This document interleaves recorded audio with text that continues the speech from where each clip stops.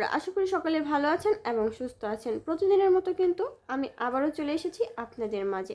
আর আপনাদের দোয়ায় কিন্তু আমি অনেক ভালো আছি এবং সুস্থ আছি। আজ আপনাদের নতুন কিছু তথ্য শেয়ার করার জন্য কিন্তু চলে এসেছি। আশা করি সবার ভালো লাগবে এবং মনোযোগ সহকারে শুনবেন। আমাদের বাংলাদেশের হৃৎপিণ্ড হচ্ছে সচিবালয়, আর এই সচিবালয়ে কিন্তু আজকেও অগ্নিকাণ্ড হয়েছে।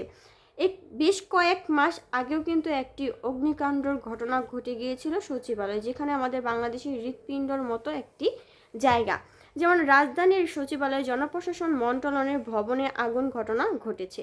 ফায়ার সার্ভিসের 3টি ইউনিটের চেষ্টায় আগুন নিয়ন্ত্রণে এসেছে। রবিবার দুপুর 2টার দিকে আগুনের তথ্য পায় ফায়ার সার্ভিস। বিষয়টি নিশ্চিত করেন ফায়ার সার্ভিসের কন্ট্রোল রুমের ডিউটি অফিসার নিমা খানম। তিনি বলেন, সচিবালয়ের নতুন ভবনে আগুন লেগেছিল দুপুর 2টার দিকে। সচিবালয়ের জনপ্রশাসনের 10 তালায় আগুনে লাগার ঘটনা ঘটে। খবর পেয়ে ফায়ার সার্ভিসের আগুন নিয়ন্ত্রণে আনে এবং তারা কিন্তু তাৎক্ষণিক চলে যায় সেখানে। আর সেখানে যেয়ে কিন্তু তারা যে আগুন নিয়ন্ত্রণে বা অগ্নিকাণ্ডর ঘটনা ঘটে, সেটা কিন্তু এখনও কোনো আহতের কোনো তথ্য এখনও পায়নি।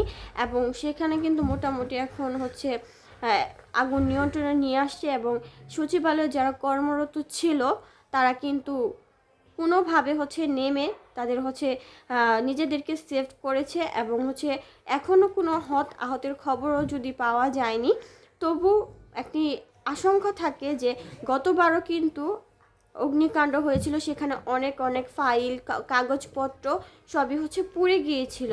এবং ভালো একটা জায়গায় এরকম বাংলাদেশের সব লিখিত লিপি সব কিছুই থাকে, যেখানে বাংলাদেশের সর্বোচ্চ যে জিনিস এবং নকশা সেগুলো কিন্তু থাকে। যার কারণে এখানে যদি অগ্নিকাণ্ডের মতো কোনো ঘটনা ঘটে, তাহলে কিন্তু বাংলাদেশের জন্য অনেকটা একটা ভয়ঙ্কর কাজ এবং বাংলাদেশের হৃৎপিণ্ডে আঘাত করে।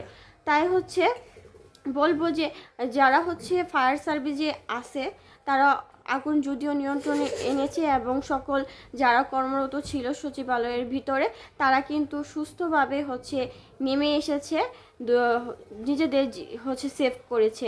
তো আজকে এটাই সর্বশেষ আপডেট। আর পরবর্তী আপডেট পাওয়ার জন্য অবশ্যই একটি লাইক দিয়ে ফলো দিয়ে রাখবেন পরবর্তী আপডেট পাওয়ার জন্য। ততক্ষণ পর্যন্ত ভালো থাকবেন, সুস্থ থাকবেন। আল্লাহ হাফিজ।